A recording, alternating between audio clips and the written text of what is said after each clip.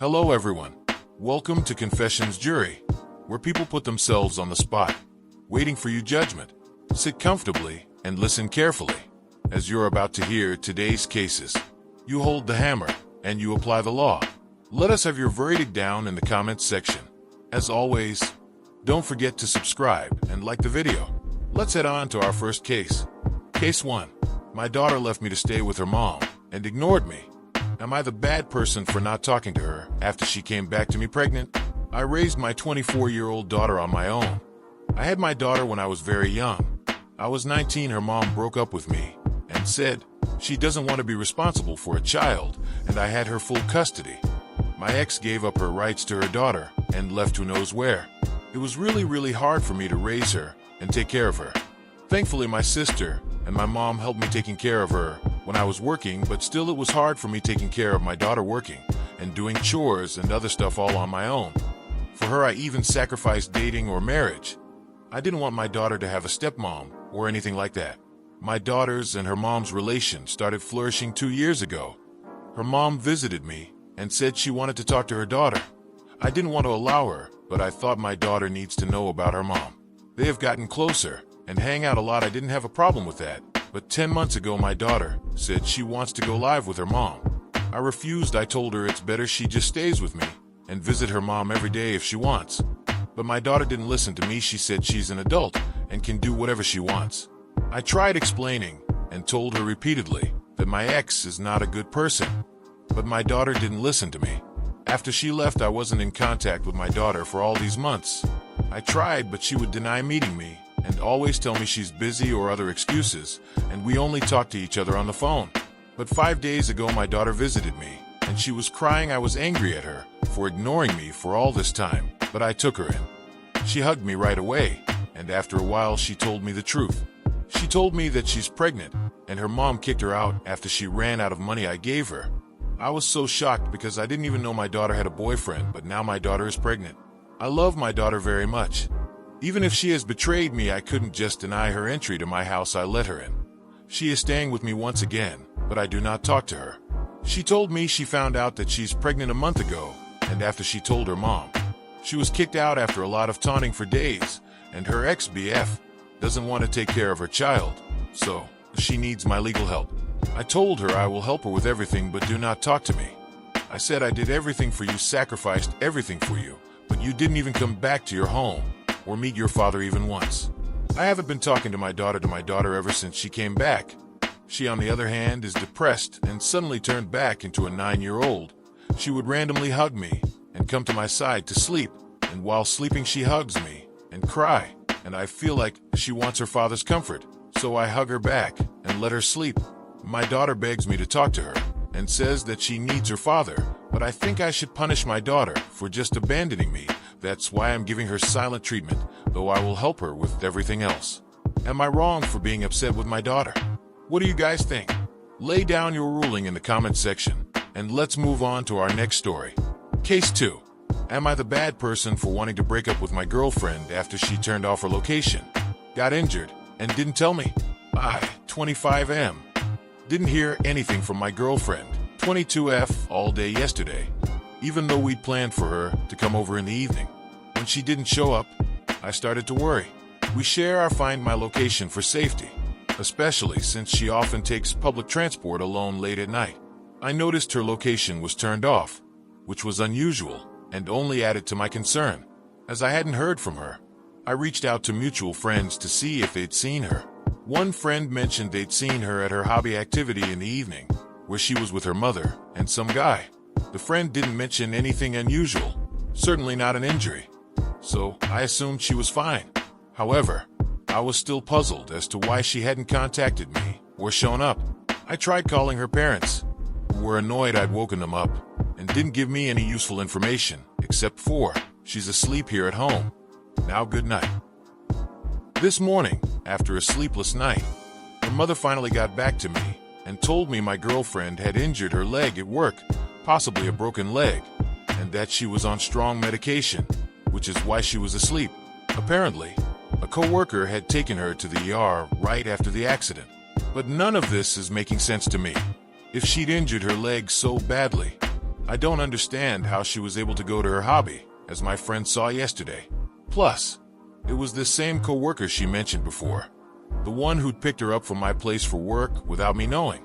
That was already strange, because I've always told her she can ask me for a ride, and I'm flexible in the mornings. This happened like 4 days ago. The coworker pickup, not the whole thing, which happened yesterday, with her location still turned off and no communication from her. I feel like I'm the last to know anything. I'm seriously considering breaking up with her over this, as soon as she reaches out to me. If I were in an accident, my first request would be to let her know, and I'd hope for the same in return. Am I the bad person for feeling hurt by her lack of communication and the fact that she prioritized telling everyone but me? What do you guys think of this one? Let us know in the comments section, and let's move on to our next story. Case 3. Am I the bad person for telling my sister she deserved to lose her job after sabotaging mine? Okay, this is going to be long, and I know emotions are high, but I'm at a loss here and could really use an outside perspective. I have an older sister, Rachel. Growing up, we were pretty close, and even though we had our fair share of sibling fights, I always admired her. Rachel is the golden child in our family, super smart, talented, always the center of attention. I was always the quieter, more reserved one.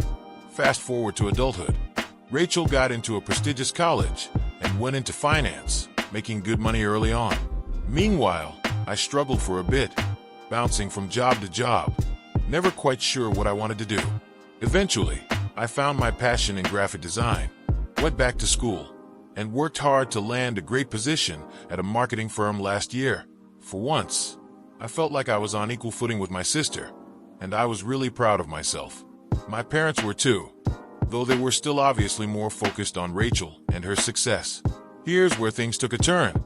About 6 months ago, Rachel lost her job due to company downsizing. It was tough on her, and I tried to be there for her as much as possible. But during that time, she became bitter and resentful, constantly making passive-aggressive comments about how easy my job must be compared to hers and how graphic design wasn't real work. It hurt, but I bit my tongue because I knew she was going through a rough patch. Then, 3 months ago, a major project came up at my job. It was a huge deal, and if I nailed it, it would mean a big promotion. I was under a lot of pressure, and while I was working late one night, Rachel called and asked to hang out. I explained how stressed I was, but she brushed it off, saying she could help me blow off steam, and that I was making too big a deal out of the project. Again, I bit my tongue. I didn't want to cause a fight, but I could feel myself starting to resent her attitude. The next day, I come home from a long day at work, and my laptop is gone. I freaked out because all the files for my project were on it. Yeah, I know. I should have backed them up elsewhere, but I was overwhelmed. I called Rachel, and she admitted that she had borrowed it to teach me a lesson about not prioritizing family over work. She said she'd return it in a few hours, but by then, it was too late. I missed an important deadline, and the whole project got scrapped. I was devastated. I confronted her, and she was unapologetic, saying I was letting work take over my life and that I needed to chill. I lost my temper and told her she was selfish and that she didn't understand what it was like to fight for every opportunity like I had. In the end, I didn't get the promotion, and my boss even questioned my reliability. I was heartbroken and felt like I had to start over from square one. Fast forward to last week. Rachel was still unemployed and struggling to find something in her field. We were at a family dinner when my parents started asking Rachel about her job search. She was venting about how unfair the job market is and how nobody would hire her. I don't know what came over me, but I snapped. I said, "Maybe you deserve to be unemployed after sabotaging my career." The whole table went silent. Rachel started crying.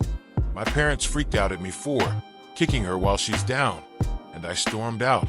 Since then, I've been getting constant texts from my parents saying I should apologize, but I can't bring myself to do it. I feel like she never faced any consequences for what she did to me, and for once, I just wanted her to feel the weight of her actions. But now, I'm wondering if I went too far.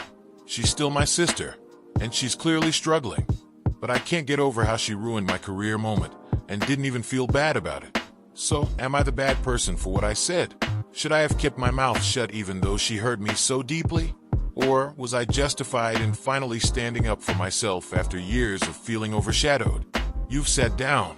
You've listened. Now, it's time to state your ruling. What is it going to be? Let us have it down in the comment section down below. Thank you for watching. Please like this video if you enjoyed it and subscribe for more cases like these. In life, we may run, but we can never hide from true justice. Stay safe, everyone.